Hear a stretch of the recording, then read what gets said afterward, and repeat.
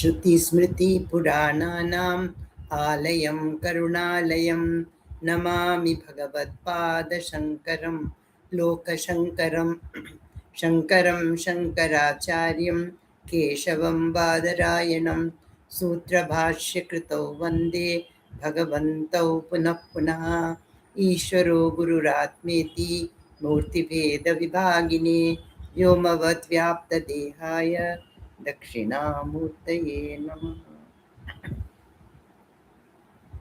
Well, that brings us to exploring the Mundakopanishad. Mundakopanishad, as you know, is from the Atharva Veda. We have 3 Upanishads, very beautiful Upanishads from Atharva Veda, and Mundaka, Prashna Upanishad, and Mandukya, which we will do one after another. And in this Mundakopanishad, we have again 3 parts. So the first part has chapters within it, I think 2 chapters in each, so in all 6 chapters. It's not such a big Upanishad, fairly medium size, and the smallest is, for that matter, Mandukya Upanishad, but then the Karika that Gautpadji has written on it makes it very long and very, very engaging. Now here, in the first Mundak, they call it like first Mundak, second Mundak, third Mundak. In the first Mundak, as usual in any Upanishad, we had said that Upasanas will be described. Here also that is done. But at the end of all that, in that very second chapter of the first Mundak, there is one mantra which says, which I'll read out, Pariksha Lokan Karmachitan Brahmano Nirvede Maya Nastrya Krita Kritena Tad Vijnanartham Sagurumeva Abhigachet Samitpani Srotriyam Brahmanishtam. It is here that you get the definition of a guru, external guru. So, after having examined, a Brahmana should resort to renunciation after examining the worlds acquired through karma.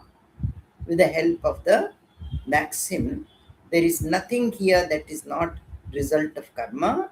So what is the need of performing karma?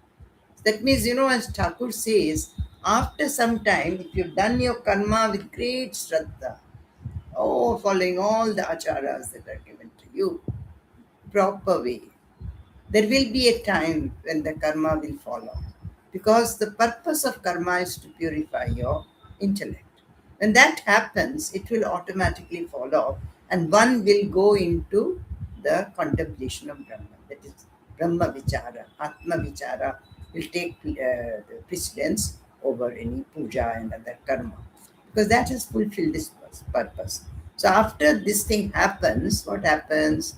Such a person tries to go near a guru. How? To ask him to give him the knowledge of Brahman. Tad Vijnanartham, to get this Brahma Vidya, he approaches a guru. Gurumeva Abhigachet. Samitpani. In his hand he takes the twigs, which are used in the karma, in the homam that you do in Agni, in fire. You sacrifice the twigs. So they are symbolic of karma kanda. So in hand he takes this, Shishya takes in his hand these twigs and tells the guru, who's a Srotriya, who knows the Vedas very well, with a lineage that is some Sampradaya and Brahmanishta. He has realized Guru, he has realized Brahman.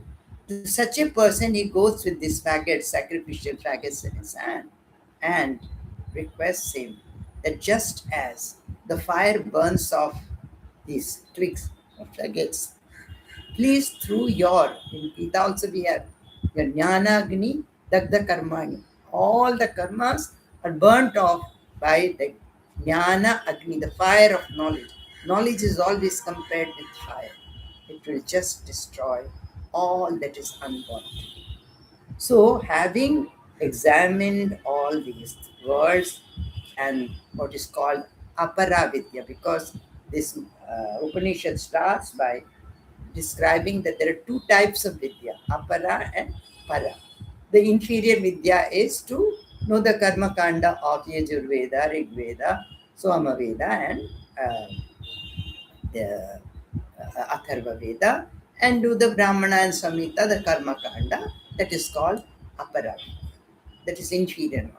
Even whatever we study for the sake of livelihood will be apara vidya.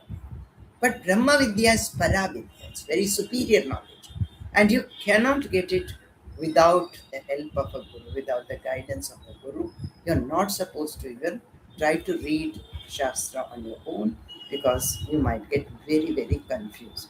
That is why this external guru becomes very, very important for para vidya. So, with this intention, he approaches the guru, and what happens? That is what the subject matter of the second Mundaka. It starts like this. So all the effects of the lower knowledge have been stated, and that imperishable is the truth called Purusha, the all-pervasive reality. And that is the essence of this phenomenal existence, the source from which it springs and the place where it gets dissolved. That is, this whole ephemeral world, the universe, Jagat, comes from there, but it also gets dissolved in it. That reality, after knowing which all this becomes known, is the subject matter of the higher knowledge of Brahman that has to be stated. Hence commences the subsequent text that is about Paravidya. Here it starts. The second Mundaka. Tadetat satyam yatha sudiptat pavakad visvalingaha sahasrasha prabhavante sarupaha तथा अक्षराद विविधाः सौम्यभावाः प्रजायन्ते तत्र chaivapi yanti. That thing that is such is true. As from a fire fully ablaze, fly of sparks, Agnis Vispulinga, in their thousands that are akin to the fire, a fly of sparks. Similarly, O good looking one, Saumya, from the imperishable originate different kinds of creatures, and into again they emerge. That's what we understood from the Trivitkarana explained in the Taittiriya Upanishad. So everywhere you will see the Srishti Kriya is brought in to explain that this phenomenal world has come from that Brahman. So one of the definitions of Brahman is it is the Upadana Karana, Nimitta Karana, and the Sahakari Karana. It is the material cause, it is the instrumental cause, and it is also the efficient cause of this universe. So such a thing you will like to understand, you will be able to now understand. Then the text says, Divyo hi amurtaha purushaha sabhahyabhyantaro hi ajaha aprano hi amanaha shubro hi aksharat paratah para. This is also a very important mantra. The Purusha is transcendental. Amurta. Since he is formless, Amurta. Divya is Divya. And since he is coextensive with all that is external and internal, and since he is birthless, therefore he is without vital force, without mind. That means there is no prana or mind in Brahman. That is why we say, you see, one can exist, that is, something can exist even without the vital force. That Brahman can exist without vital force or mind. In the foundations of Dharma, all this has been discussed, that which comes first, the body or the mind. Mind comes first. But even this mind is subservient to that Atma or the Brahman. So,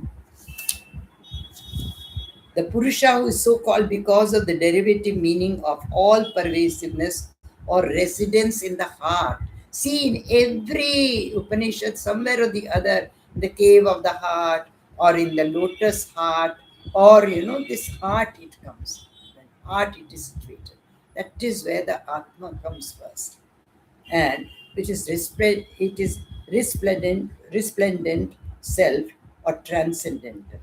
And being formless and all pervasive, extensive with all that is external or internal, birthless, aja, najayate, that is birthless, and born of nothing. Since there is nothing else but himself, which can his which can be his cause of birth. Therefore, there is nothing from which it can be born, which is birthless. So, it is being shown how again can that entity in which interwoven the other lower imperishable called Akasha, Vayu, all these again, Agni, Akasha, Vayu, all the elements come from there. Etasmat jayate prano. From this the prana, the vital forces are born. Manaha, from this the mind is born. Sarvendriyani, all the senses are born out of this. Kham is Akasha or space. Vayu, Jyoti, Agni, that means the Akasha or space, the Vayu or wind, the Jyoti or fire, Apaha is water, Prithvi, all the five elements, Vishwasya Dharini. Everything is supported by this Brahman, that is Brahman. So, from it comes Agnir Murdha, Chakshushi, Chandra Suryo, Dishasrotre, Vagvitarascha Deda, Vayu Prano, Hridayam Vishwamasya, Padvyambhu, Prithubhihi, Esha, Sarva Bhuta, Antaratma. Now, very interesting this is told. The indwelling self of all is surely he, of whom the heaven is the head. Now it's talking about that Purusha. The head is heaven. The moon and sun are the two eyes. The directions are the two ears. The revealed Vedas are the speech. Air is the vital force, that is prana. The whole universe is the heart. And it is he from whose 2 feet emerged the earth. So, of whom the Murda head, the best limb, Agni, fire, heaven, everything has come. That is Brahman. He is in fact the seer, hearer, thinker, knower, and the reality of all the senses in all beings. This is what we learned also from Upanishad. Then it says, Tasmad Agnihi Samidho Yasya Suryaha Somat Parjanya Oshadaya Prithivyam Puman Retaha Sinchati Yet Yoshitayam Bakni Praja Purushat Samprasutaha. From him emerges the fire, that is heaven, of which the fuel is the sun. From the moon emerges cloud, and from cloud the herbs and corns on the earth. A man sheds the semen into a woman. From the Purusha have originated many creatures. See, you will always find some reference to Srishti. That is because Brahman is that from which everything comes, by which everything is sustained, into which everything dissolves. That is what very clearly has been explained in Taittiriya Upanishad. And then from him only all these Vedas come. Tasmad Richarnama Yajumchi Diksha Ityasa Sarve Ritavo Dakshinascha Samvatsarascha Yajamanascha Lokaha Somo Yatra Pavate Yatra Surya. From him emerges the Rik, Sama, and Yajur mantras, initiation, all the sacrifices, whether with or without the sacrificial state, offerings to the Brahmanas, the year, the sacrificer, and the worlds where the moon sanctifies all and where the sun shines. So, this is again the way Brahman can be seen. That means try to see Brahman in everything because everything is come from Brahman. The Sapta Prana, all those details we are not going into. This is how the Mundakopanishad describe further. Now in the second Mundaka, the first Adhyaya, is talking about the effulgent, near at hand, and well known as moving in the heart, again and again that heart. Avihisanihitam guhacharam nama mahat padamatraita samarpitam ejat pranam nimishachat yadetat janata varenyam param vijnanad yad varishtam prajana. It is effulgent, near at hand, and well known as moving in the heart. So it is so near to us, it is in our heart. Hiranyakashipu could not see. That is why God was wondering, where should I go and, hide myself? He says, oh yes, he will never look within. He won't look into his heart. So let me go and hide into his heart. That's how Bhagavan, when he takes Narasimha Avatara, hides himself first in the heart of Hiranyakashipu. So, on it are fixed all these that move, breathe, and wink or do not wink. Know this one which comprises the gross and the subtle, which is beyond the ordinary knowledge of creatures, and which is the most desirable and highest of all. Now, like that, it will explain. But I'll go over to the third mantra of this very second Mundaka, second Adhyaya. Because from there, the next 2-3 mantras give us a very beautiful allegory. धनुर्गृहीत्वा उपनिषदं महास्त्रं शरं ह्युपासा निशितं सन्दयीत या आयम्य तद्भावगतेन चेतसा लक्ष्यं तदेवाक्षरं सौम्य विद्धि. Taking hold of the bow, see the dhanush or bow looks like the Om in some way. Familiar as the Upanishad. This is familiar in the Upanishads. What is familiar? Om is very familiar. It looks like the Dhanu. So the Dhanu of this Upanishad, that is Omkara, you fix your arrow sharpened with meditation, That is, this arrow is, this Jivatma has to now use this arrow of through the Om medium, drawing the string, good looking one, hit that very target that is imperishable. So, from the Jivatma, it has to go to the Paramatma, to its destination, absorbed in this thought, with the mind absorbed in its thought. So, the great weapon that is found is well known in the Upanishads. On that bow, Sandhayita, one should fix the arrow. What kind of arrow? That is being stated, sharpened by, purified by constant upasana, and after upasana on what? This Omkara, and that arrow has to be now put in this, you have to string it and leave it to leave its destination, which is Brahman. That is why next in the next mantra it is explained. Pranavo dhanuhu. Pranava is Omkara is the dhanu. Sharahi Atma. Jivatma is the arrow. Brahma tad lakshyam uchyate. Brahman is the aim to which this arrow has to go. That is the Jivatma. Apramattena vedhavyam sharavatanmayo bhavet. One should become one with it just like an arrow. It is to be hit by an unerring man. That means one has done so much of upasana that when he will hit, it will go and hit the correct destination. Know that the self alone is one without a second, and on which are strung heaven, the earth, and the interspace, the mind and the vital forces together with all other organs, give up all other talks. This is the bridge leading to immortality. Now again another allegory is given. Now the chariot's wheel is taken. It has got a lot of spokes, like that. Ara iva rathanabo samhata yatan nadyaha. See, it is in the central place, it is connected. All these various the wheels, the spokes are all connected with the center.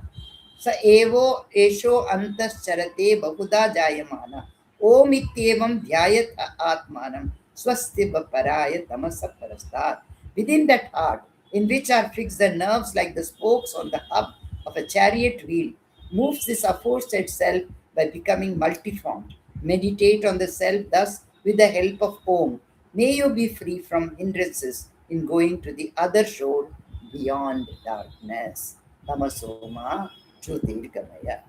So this is how they have said, and then comes a very interesting again mantra, the 8th mantra in this very chapter. Bhidyate hridaya granthi chindyate sarva samshayaha kshiyante chasya karmani tasmin drishti paravari. The result of this knowledge of this supreme self is now being stated in this mantra which I just now recited. The meaning is, when that self, which is both the high and the low, is realized, the knot of the heart gets untied. The avidya granthi, we say. See, It is the knot is tied which has to be untied to realize. All doubts become solved. Therefore, after that, once that Hridaya Granthi is untied, the knot of the heart is untied, all doubts become solved. There's no more any doubt. And all one's actions become dissipated. Then there is no need for any action. हिरण्मये कोशे परे कोशे विरजं ब्रह्म निष्कलं तच्छुभ्रं ज्योतिषां ज्योतिस्तद्वत् तद्यद् आत्मविदो विदुः. In the supreme bright sheath is Brahman, free from taints and without parts. It is pure and it is the light of lights. We said Shukram no earlier in Vishavasya Upanishad. It is that which the knowers of self realize. This is what one has to realize. And na tatra suryo na bhati na chandra tarakam, na tatra suryo bhati na chandra tarakam, nema vidyuto jnati bhutoyam agni tameva bhatam anuvati bhantam anuvati sarvam tasya bhasa sarvamidam vibhati. There the sun does not shine, nor the moon, or the stars, nor do these flashes of lightning shine there. How can this fire do so? Then how can even fire do so? Everything shines according to He does so. By His light, all this shines diverse. This comes in 15th chapter also in Bhagavad Gita. And now, the concluding verse. Brahmaivedam amritam purastad Brahma. See, Brahman we have before you. Paschad Brahma dakshinaschotarena. You see behind Brahman, you see on the side Brahman, right side, on the left side. Adhaschordhvam cha prasritam Brahmaivedam vishwamidam varishtam. All this is that is in front is but Brahman. The immortal Brahman is at the back, as also on the right and the left. It is extended above and below too. This world is nothing but Brahman, the highest. So, you see what is hiding it? Nothing. Our ignorance is hiding it. Just look in front, everything is Brahman. See, Swami Vivekananda had this experience. Whatever he was eating, everything he was seeing, then he got that realization. He was bewildered, like Arjuna with Vishwarupa Darshana, everywhere that, only that. That is experience, final realization. Then in the third Mundaka, again one story, most of you have heard this allegory. Dvasuparna, Sayuja Sakhaya, Samana Vriksham, Parishaswajate, Tayor Anya Pipalan Swada Atta, Nashnan Anyo Abhichaka Shiti. Two birds that are ever associated have similar names, cling to the same tree. Of these, one eats the fruit of divergent taste, the other looks on without eating. So Jivatma and Paramatma are in the heart like this. As though in one tree, same branch they're sitting, one is eating, suffering and enjoying or suffering, whereas the other is just witness to all. So, Samani, with the same tree, the individual soul remains drowned, stuck as it were, and so it moans, being worried by its impotence. When it sees the other, the adored Lord, and his glory, then it becomes liberated from sorrow. So, this is so beautifully. Prano, again, fourth mantra. Prano hi esha, yes sarva bhuter vibhati, vijanan vidvan bhavate nativadi. Atma krida, this na ativadi comes in Bhagavad Gita also. Atma krida atmarati kriya vani esha brahmavidam varishta. This one is verily the vital force which shines divergently through all beings. Knowing this, the illumined man has no further occasion to go beyond anything in his talk. Na ativadi. Who is a ativadi? Who talks unnecessarily. But one who is a jnani, he doesn't talk unnecessarily. He's nativadi. He disports in the self. He's sporting in the self. He delights in the self and is engrossed in spiritual effort. This one is the chief among the knowers of Brahman. So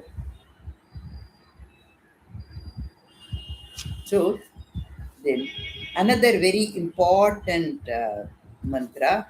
And Sri Ramakrishna was very committed to this truth. He said, I couldn't give up Satya.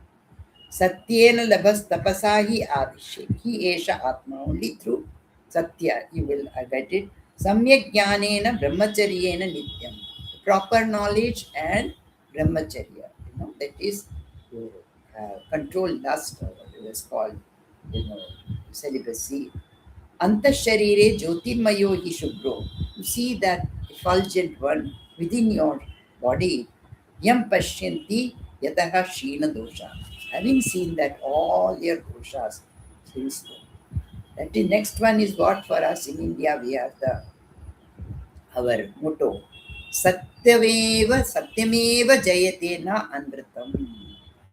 Falsehood does not win. Only truth wins. Satyena pantha vittato devayanaha yena kraman ऋषयो हि आप्तकामा यत्र तत् सत्यस्य परमं यत्र तत् सत्यस्य paramam nidhanam. Truth alone wins and not untruth. By truth is laid the path called Devayana, by which the desireless seers ascend to where exists the supreme treasure, unattainable through truth alone. And it is a great self-effulgent, and its form is unthinkable. Achintya Rupam, we say, no? Even in Gita we have this. So Brahman is achintya. We cannot at all think of what it is. Na chakshu na chagrihite. Again the same thing. It cannot be grasped from the eyes. Ears cannot get it.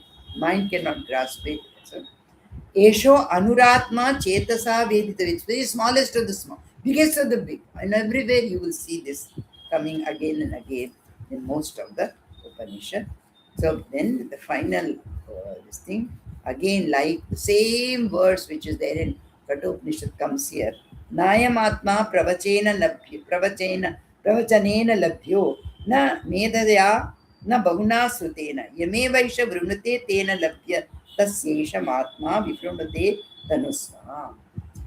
From Pravachana or listening too much, or the intellect is very sharp, you don't get it. Only when you are chosen by that which you are always contemplating will reveal its truth.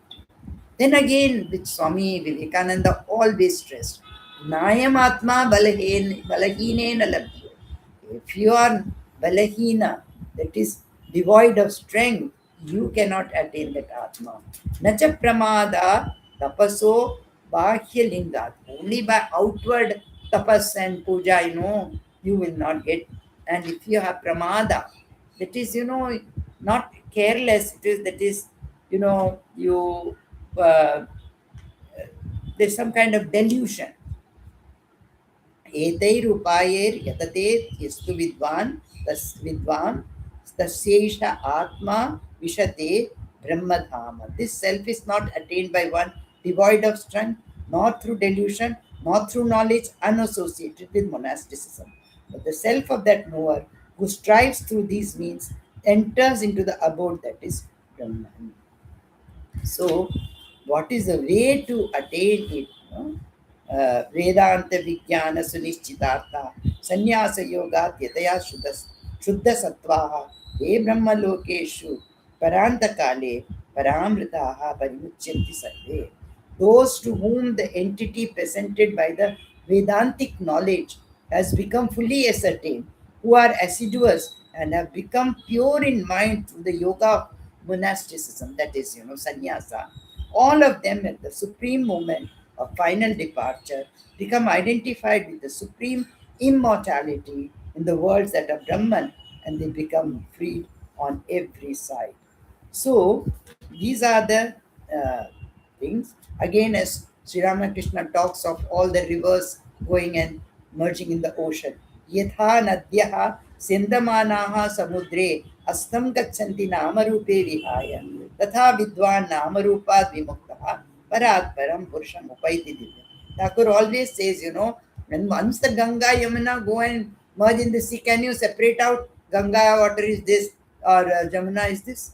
Name and form is only till you merge, you become self-realized. As rivers flowing down become indistinguishable on reaching the sea by giving up their names and forms, so also the illumined soul, having become freed from name and form, reaches the self-effulgent Purusha that is higher than the higher Maya, Avyakta. So, uh, so Brahma Veda Brahmaiva Bhavati. One who has realized Brahman, he is Brahman only. This also Thakur often says. So that is our goal. Kriyavanta Srotriya Brahmanishtaha. This rule has been revealed by the mantra. To them alone should one expound this knowledge of Brahman, who are engaged in the practice of disciplines, versed in the Vedas, and devoted to Brahman. You should not reveal it to everyone who is not interested. With this, we will conclude here today. कायेन वाचा मनसेन्द्रियैर्वा बुद्ध्यात्मना वा प्रकृतेः स्वभावात् करोमि यद्यत् सकलं परस्मै श्रीनारायणायेति समर्पयामि। हरि ओम् तत्सत्।